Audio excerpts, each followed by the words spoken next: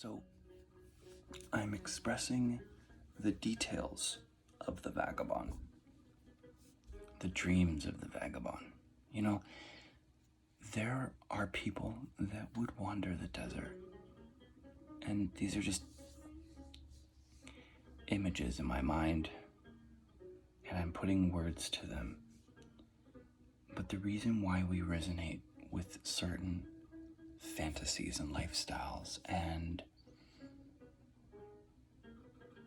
just even that desert life is because a part of us is lost. We're all a little lost on this big, beautiful world. We have a house, we have a city, we have a grocery store that gives this context and understanding and sense of safety and like, okay, this is civilization, this is normal. And when we're out in the forest, it's like we're on an outing. We're on like a little, we're on an outing. It's as simple as that. You go back home to your house. You don't live in the forest. So there's this contrast of like life being experienced in certain extremes and not having certain things creates an anxiety. It creates this extreme way of just reacting to life. And a lot of people are really reacting in a sense of survival mode, of irrational decisions, confusion. And what we do is we neglect it, for one thing. Many people neglect it. We tend to go out and we will have a beverage like coffee. We will listen to music. We will do things that are therapeutic as a way to transmute sometimes the energy. It's a type of neglect. And right now we are starting to lose all of the space that we need to function.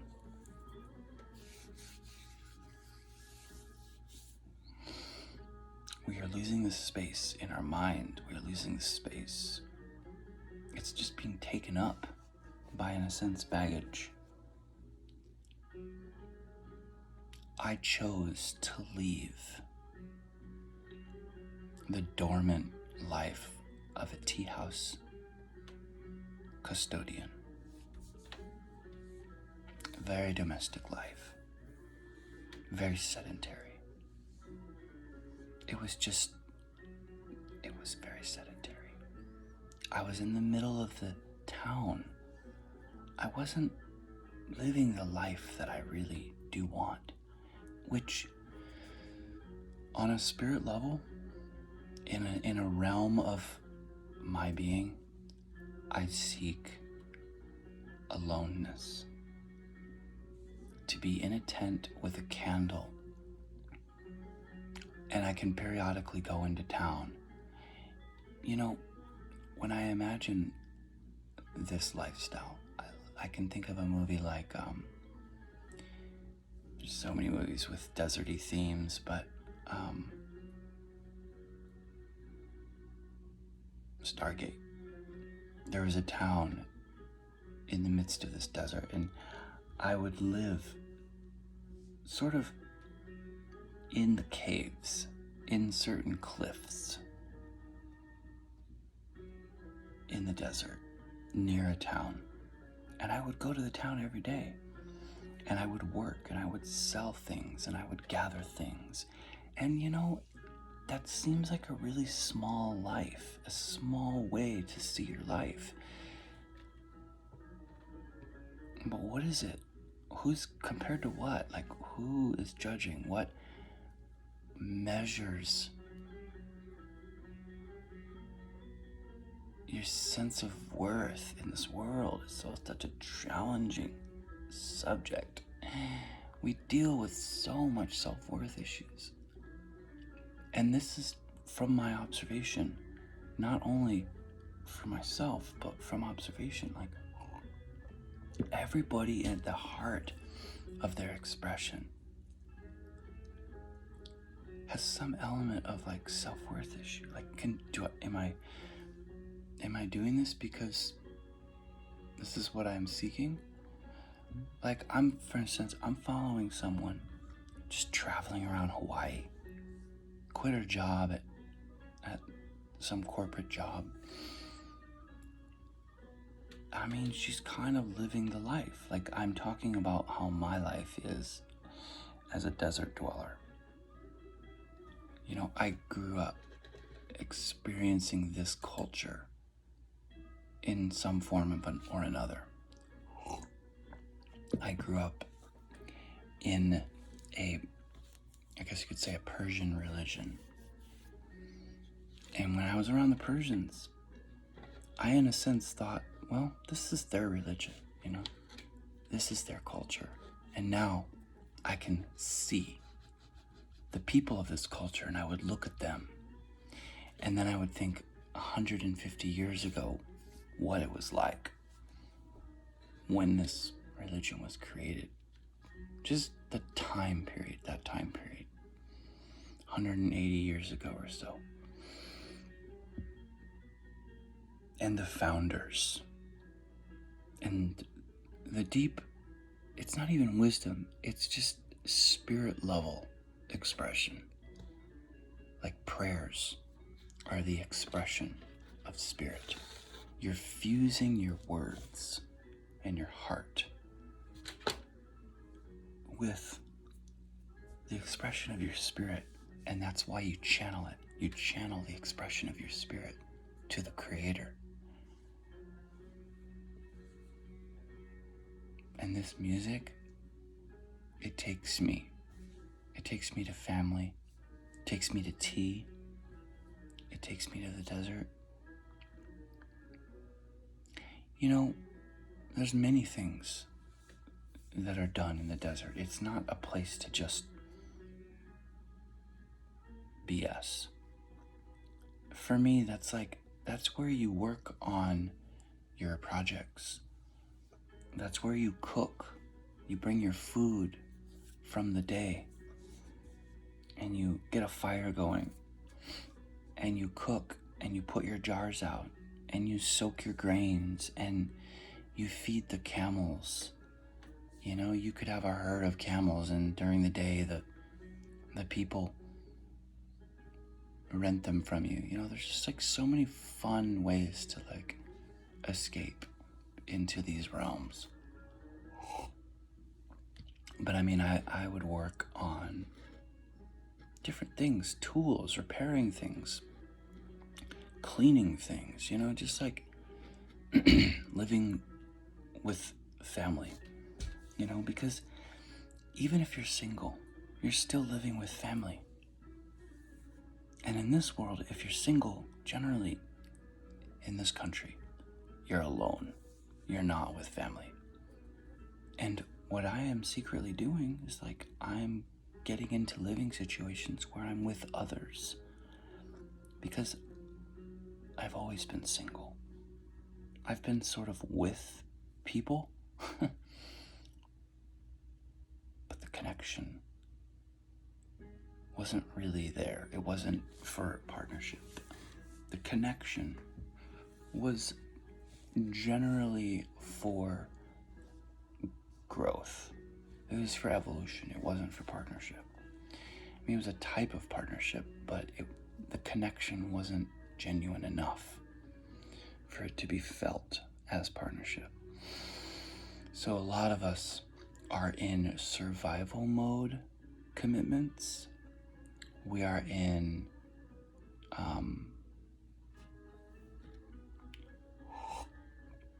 basically relationships that function off of many other things besides love. That scares me a little bit. That is why I want to be the desert dweller. I used to call it T-Blend desert dweller. Oh, that's so funny. That was a long time ago. I've always been into it.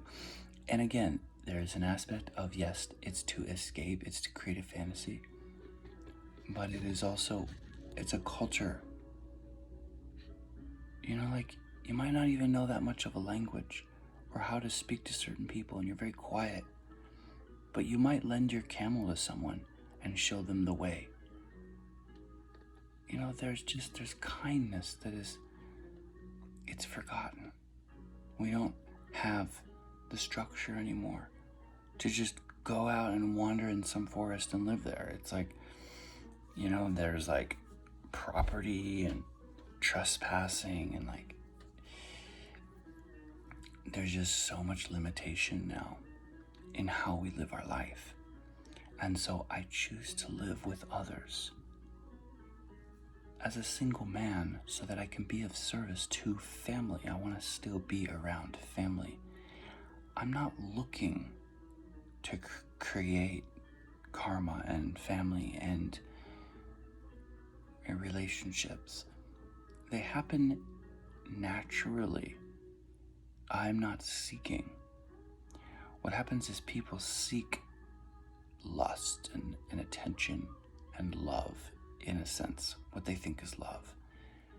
But they really just want to be claimed. There's that aspect for the feminine. And then for the masculine, it's just wanting access.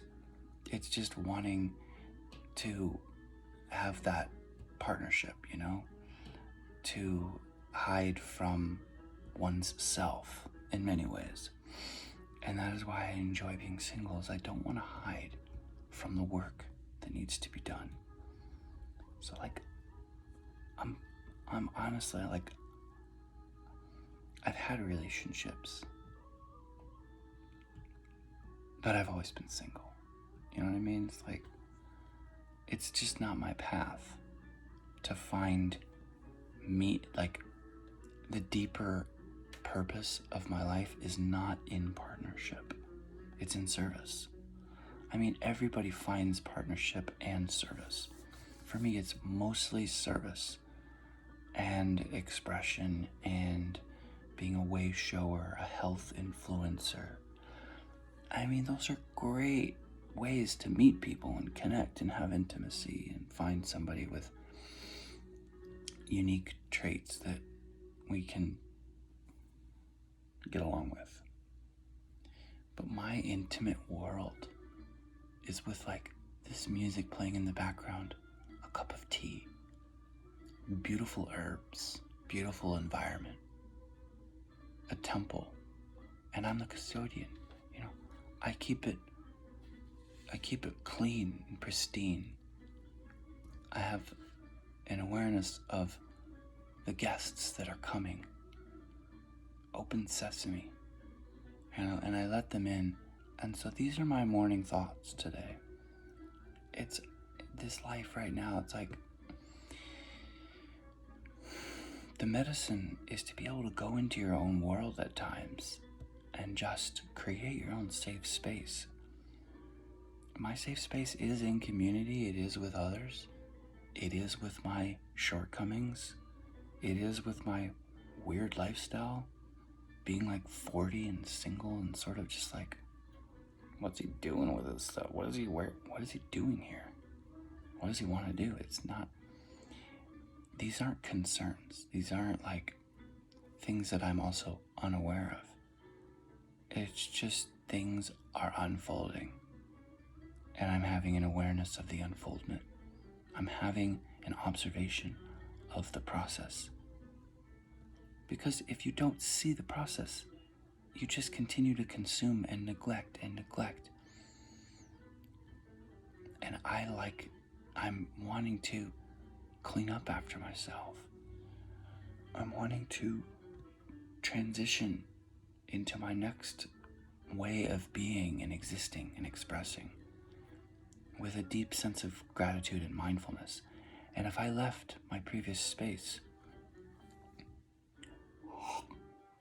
unresolved, which I have done, it creates a distortion. I've left. I mean, some people leave people behind without mindfulness, without gratitude. and that creates a distortion.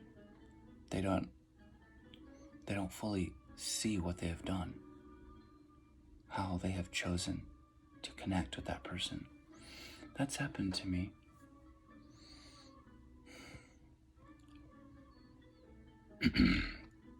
So I'm just really trying to have patience and care. I'm trying to care for the people around me.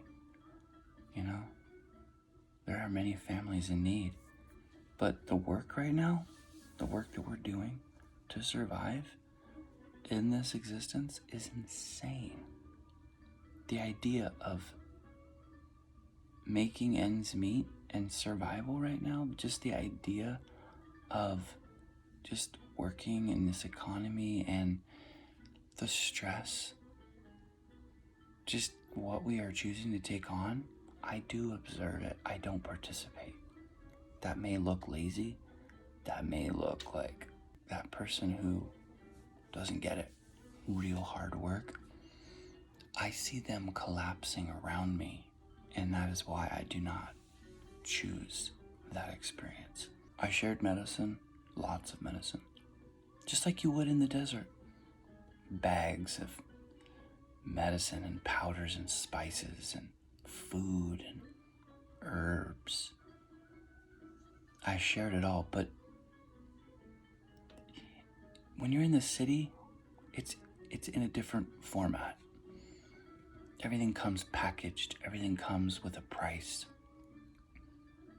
I can get by. I can totally ride these waves. But it's a little strange that we are choosing this to be our reality at times. Whatever this is to you, if it's stressing you out, if it's causing you emotional grief, pain, confusion, the common things that are there to show you can choose this, or you can work towards something with more refinement, with more beauty, and you can find that usually within yourself, and then you share it in community. Most people are accessing drama and chaos, and they just share that with others around them. They don't have a sense of community. It's just whoever's free in the city. Are you free? You want to go out to the bar, and just get intoxicated. And then just their body just gets broken down, and the body just continues to suffer. And then we are limited deeply in our true expression, our true nature. And it's rare for people to really be truly available these days. Most people aren't really that available emotionally and in all other ways. It's just being taxed, and literally we are being taxed to live. But when you're really taxed, you're spent, you have nothing to offer. That is a depressing way to exist. And that scares me. I do not want to be that. I want to be able, energized, ready to serve, be of service. Because when I am serving,